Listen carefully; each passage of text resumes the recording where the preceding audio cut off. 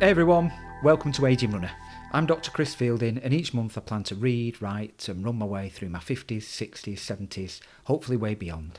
I'm a social scientist and I explore ideas from the academic world and I apply them to my life as a runner. I plan to run successfully as I get older and help other people do the same thing. So if you're watching on YouTube, you can find this on most podcast platforms where you usually get them. And if you're listening, then you can also find me and watch it on YouTube. So I'm very much looking forward to sharing your company. All sources discussed are freely available, so you can check them out yourself and you can find the links at agingrunner.com. That's aging with an E, the UK spelling. Hope you find them useful. So this is the fourth of these monthly podcasts. So what have we got? Well, we're going to catch up on one or two things. I ran 3 races in 15 days just before my last podcast, and it left me with a niggle in my Achilles and my calf, and I'm going to let you know how I dealt with that. And I sort of lost my mojo over the last month or so, but then I got it back again, and I'll let you know about that too. Went alcohol-free for a month, let you know how that went, and also how I'm doing at cutting down on caffeine and things like that. And last month, when I spoke to you, I'd just met with a cardiologist, and this month I ended up wearing a 24-hour ECG monitor with 5 pads across my chest to monitor my heart. I'll let you know how that went too.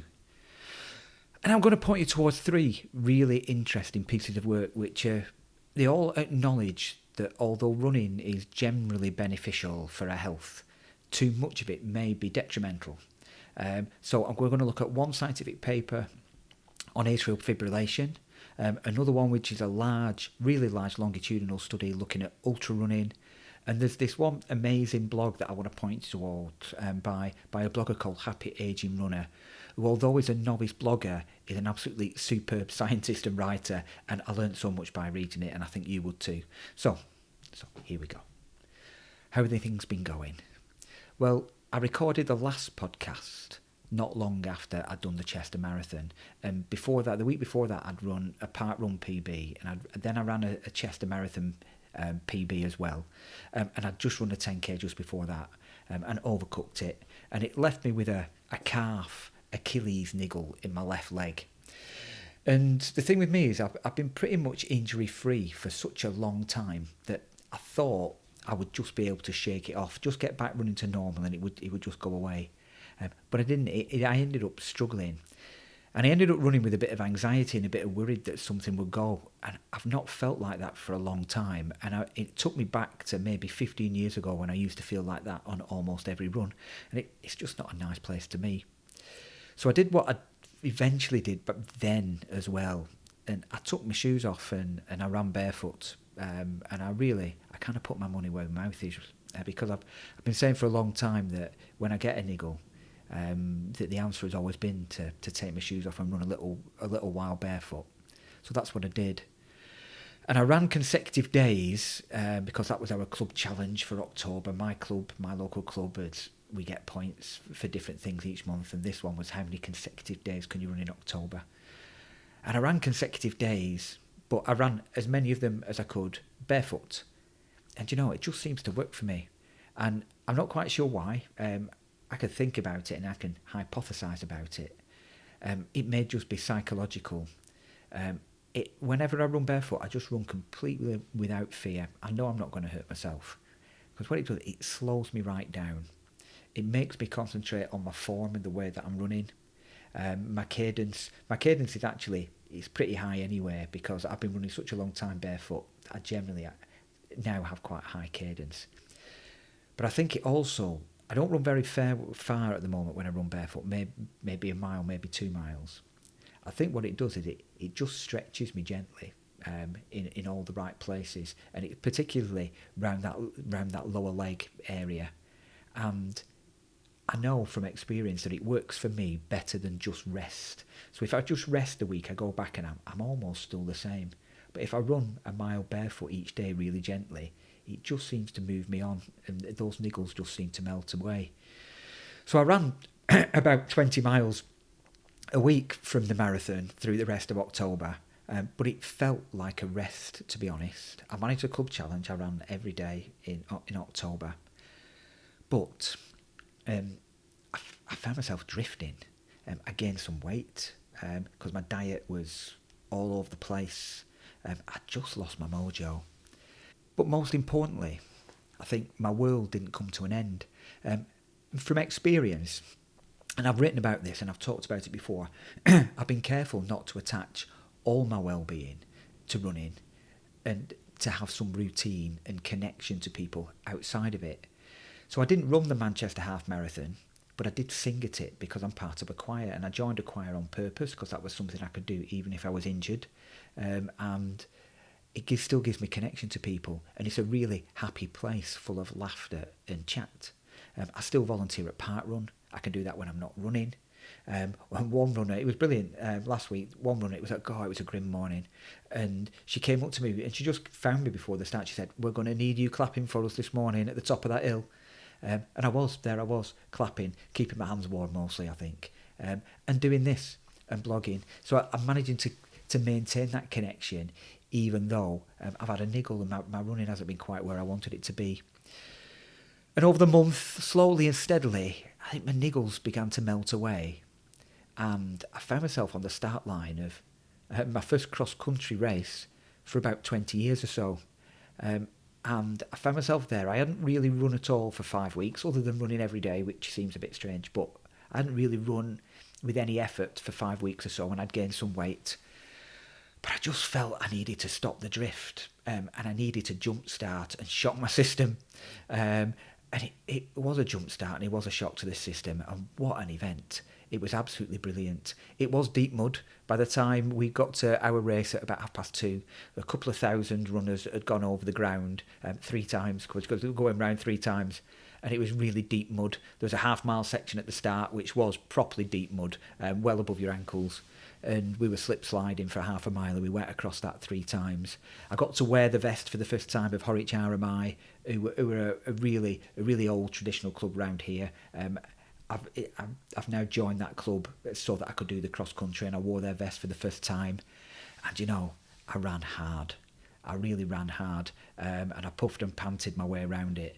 And it was a 10k course pretty much, and I ran it 10 minutes slower than I would run a normal 10k. There were still people, it was incredible, there were still people running it in 36 minutes. I really just don't know how they did that. It's absolutely amazing. And I think it was a really humbling experience. There were some amazing runners there, plenty in the older categories. There was one fella who was over 80, who was getting round there. Absolutely amazing. Thoroughly enjoyed it, can't wait for the next one. And my leg held up, and what happened was I came out of that run with some confidence. I just thought, do you know what, if it's managed that and I'm not even feeling it, it must be okay. So I found myself, my original plan was to run the Chester Marathon and to take that block of miles that I'd done for the marathon and to take it into a 10k around about Christmas time. So I've entered 7 weeks time. It's the Ribble Valley 10k on New Year's Eve. The last time I ran that was probably 15, 16 years ago, and it's the last time I ran under 40 minutes. And I don't think I'll get under 40 minutes this time, but I'm going to give it a good go. And I've got a training plan, and I was out interval training this week, and my mojo, it's well and truly back. I've managed to get my diet back on track. I was out racing this morning, our club event this morning, a 5k, really muddy, hilly 5k. We had an absolute blast. I'm not backfiring on all cylinders, but it was a really good competitive race, with people breathing down your neck and trying to catch people. It was a lot of fun. Because motivation's a funny thing. Maybe I just need the structure. Maybe I just need to be niggle-freer. Do you know what? Maybe I just needed the break, and I needed to drift for a while and not beat myself up about it. But whatever it is, I've got a plan, and I'm back on it. And I went out yesterday, and I bought myself some cross-country spikes. And I tried on a few pairs, and I tried a few, and they ranged from the really light, you could hardly feel them on your feet kind of spikes, to some that were quite sensible, that were really comfortable. Tried on a pair of Hokers, never running Hokers, but these shoes, they fit really well. But I could feel it under my arch and it just felt built up. And it felt like I'd be running in a pair of good quality felt shoes. And do you know what? I didn't want that. And I ended up with a pair of Adizero cross-country spikes, which almost felt like they were sprayed on. and I don't think they were the sensible choice, but you know, I just bought them for the hell of it, and I came out with a massive grin on my face. And I'm really looking forward to giving them a blast. I think what I wanted out of those spikes, I wanted it to feel different, and I didn't want to feel like I compromised. You only get one go, don't you? So I thought I would live it and buy myself a proper pair of cross-country spikes. Really looking forward to it. Healthwise, across October, I didn't drink any alcohol at all. Some people call it Stoptober or Dry for October or Sober for October, I think. And I found it really enjoyable. And I feel much better for it. I saved a lot of money too. And it's had a definitely positive impact on my life, that. And I have had a pint or two. I went out with some friends last week and had a couple of pints and really, really enjoyed it. But I'm not having that occasional pint I would have had in between. There've been a couple of occasions when I could have done that and I've had something else instead, and I'm going to continue with that. I'm enjoying my evenings more, I'm enjoying my weekends more, and I'm certainly enjoying my mornings more, and I've got a bit more money in my pocket. Coffee, I gave up coffee, but I also given up tea as well, or caffeinated tea. I found that much harder than the alcohol, but I went down from 4 cups to 3 cups to 2 cups to 1 cup, and I was out with my daughter and I had my last cup of tea. And that was a couple of weeks ago, and I've not found that one. No, I think I probably did, to be honest. I think I probably did find it a little bit more difficult than alcohol, but I'm on it. I had a few headaches, but those seem to be over with, and I'm going to be continuing with that too. So, last month I told you about a podcast with Nick Tiller, who was an exercise scientist who'd been looking at studies which think that endurance running over many years may tip us over from running being good for us to actually being detrimental to our health. And we heard about a study where 80% out of 1,000 ultra runners said that they would still choose to run long distances even if it was bad for their health. And I said I was going to follow that up. And it led me to the study that Nick Tiller had talked about. It was, you can go and find it and I'll put it in the show notes. It led me to the Ultra study, which is a longitudinal study started in 2011 by Dr. Martin Hoffman. It's still going, and it's now being led by Dr. James Jastifer, and him and Hoffman are both ultra runners. And if you're an ultra runner, there are 1 or 2 criteria, but if you're an ultra runner, you probably fit it. So you can register yourself and you can take part and answer the questions. There were a couple of surprising things that came out of it. One is that the average annual mileage for the ultra runners who were taking part in this study is 2,079 miles. And that seemed low to me. It's about 40 miles a week, and I'm doing 40 miles a week. And I've been doing over 40 miles a week sometimes. And that was, first of all, that was a surprise, particularly if they were talking about ultra running being the thing that's detrimental to your health.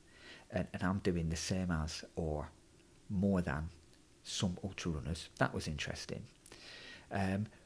Interesting that as a group they have less chronic disease than the general population. I don't think I'm surprised about that, but it was interesting. And also, really they're an interesting group. Ultra runners are, it's an interesting sort of self-selecting group. They're a group who are intrinsically motivated rather than being win orientated. The older runners had less injuries than the younger runners. This is interesting. 75% of ultra runners are in stable relationships, either married or with a long-term partner.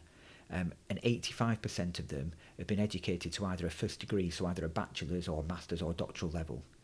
And I found that really interesting as well. And they said that they ran to maintain their health, but when asked if they knew it was detrimental to their health, would they continue? And 80% said they would. They also said that they ran because it helped them achieve a personal goal, or they ran for a psychological reason or for psychological reasons. And I want to follow that up, and I want to know more about that. And there's that word for psychological reasons. I think there's a world behind that single word. What do these ultra runners mean by psychological reasons? and what are the psychological benefits of running. And I think I want to find out more about that. And I'm not the only runner out there, certainly not the only aging runner out there trying to find the answers to that question. There is an absolutely brilliant blog, and there aren't many blog posts on it. It's by quite a novice blogger, but when I say novice blogger, is an amazing writer, writing that I would aspire to, but it hasn't really been big in the blogging world. A really good scientific writer called Happy Aging Runner, and it's incredibly thorough, and I'd recommend you go and have a look, but you might have to, there are posts you might want to go back to time and time again because there's so much in there. And Happy Aging Runner has written a post called "Have I Maxed Out the Health Benefits of Running?" and then goes through it so systematically and so scientifically. And the first thing he says is, well, it depends who you ask. And there's three real groups of people that you ask. You've got the coaches, you've got those who write public health policy, and then you've got the medical professionals and the doctors. If you ask the coaches, what the coaches will say is they're a group of people who know what it takes to win these events, so that they'll probably have a certain view on it. Those who write public health policy are there about trying to get the whole population moving more, because what that does is that reduces chronic disease if we get a sedentary population moving more. And most people who just run recreationally run way more than the recommended amount. And then you've got the medical professionals and doctors and specialists who seem to have a genuine concern that for some people, running may tip over from being something healthy to being something that's detrimental. So, for instance, a public health policy in the UK and the US, it's quite similar. They say things like 150 minutes of moderate physical activity, where moderate means your breathing is increased but you can still talk, or 75 minutes of vigorous activity. This is per week. And vigorous means fast breathing, hard to talk, or a combination of two where the vigorous counts double in the minutes. In the US, they can say you can get added benefit by doubling that up, so you're talking 130 minutes of moderate for increased benefit. And I enjoy Happy Aging Runner because it's so thorough. And when you scientifically start to read around this subject, it becomes clear that there isn't much scientific consistency in how the scientists measure the amount of physical activity done. That's why it's really hard to get a straight answer in when you say, okay, so how much running is actually the sweet spot? How much do I have to do that's beneficial but then doesn't tip me into it being bad for me?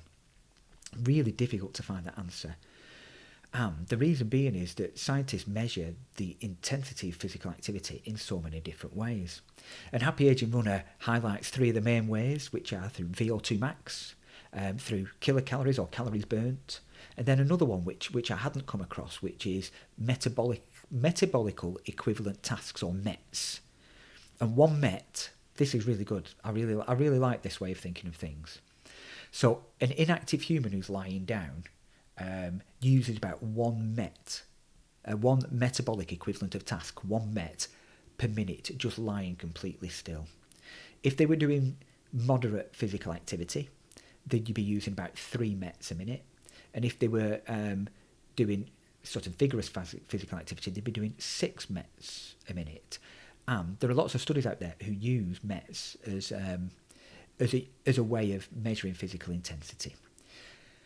And the studies, Happy Aging Runners has a good look at the studies out there, and they suggest that the sweet spot is somewhere between 25 and 40 MET hours per week. And that once we go beyond 75 MET hours a week, it starts becoming detrimental. Problem is then, how do I translate that into my running? And it's something I need to understand more. And that's what I'm going to do next time. I'm going to have a good look at it this month, and I'll keep you posted. So the other groups were the doctors and the medical specialists who have some concerns over the impact of endurance running. So one study published in the Galen Medical Journal looked at the association between the intensity of exercise and atrial fibrillation, which is the most common heart arrhythmia in the UK. It ultimately was a condition that stopped my dad running, and it's a condition where the atria, the upper chambers of the heart, they quiver or they flutter quickly, and they cause an irregular rhythm. They looked at 40 studies from over the past 20 years, And sure enough, there was an inconsistency in the way that the intensity of exercise was measured. And it was where I first came across the term metabolical equivalent to task, MET. And then Happy Aging Runner kindly explained it. The first thing to notice is that atrial fibrillation, the incidence increases with age. And as we have an ageing population, it's going up and now affects about 1 to 2% of the population. And that heavy exercise, now that's an imprecise term, isn't it? I mean, it's one that I've not used before, and it's one that I'd not come across before. But heavy exercise increases the chance of atrial fibrillation in men under 50, not over 50, but men under 50, and athletes being 2 to 4 times more likely to suffer from atrial fibrillation than non-athletes. So it's what they call a U-shaped or a J-shaped association. It's where a sedentary lifestyle, that increases the risks of atrial fibrillation, but then it begins to drop as you start to increase your levels of physical activity over time, up to a point. Because once your physical activity gets past the point where it's good for you, then it starts to increase until it reaches the same level of risk as it would do if you were sedentary. And then that risk increases as the intensity increases over a number of years. And the study concludes that severe activity, again, really imprecise what severe means. Severe activity, but what they're saying is 2,000 hours of severe activity over a lifetime would be detrimental. And again, that's really hard to unpick. But I know more than I did a month ago, and I'm going to keep on going and see what I can find out. So I think that one of the reasons I'm interested, particularly in this subject, atrial fibrillation, like I said, because it's the thing that stopped my dad running, but it's also because I'm being investigated myself at the moment. I've had regular ECGs, and I've just worn a 24-hour heart monitor, which monitored my heart rhythm. So I attended a clinic, and I had it fitted, and I had 5 pads attached to my chest, and a sensor that sat in the top pocket of my shirt, and I wore it all the way throughout the day, throughout the night, and I handed it in the following morning, along with some details of when I went to bed, when I woke up, along with time markers for any points that I thought they may need to look at closely. I was a little bit breathless after I climbed the stairs in the evening, and I made a note of that time. And I'll let you know what comes of that and how things develop. So, where are we going next?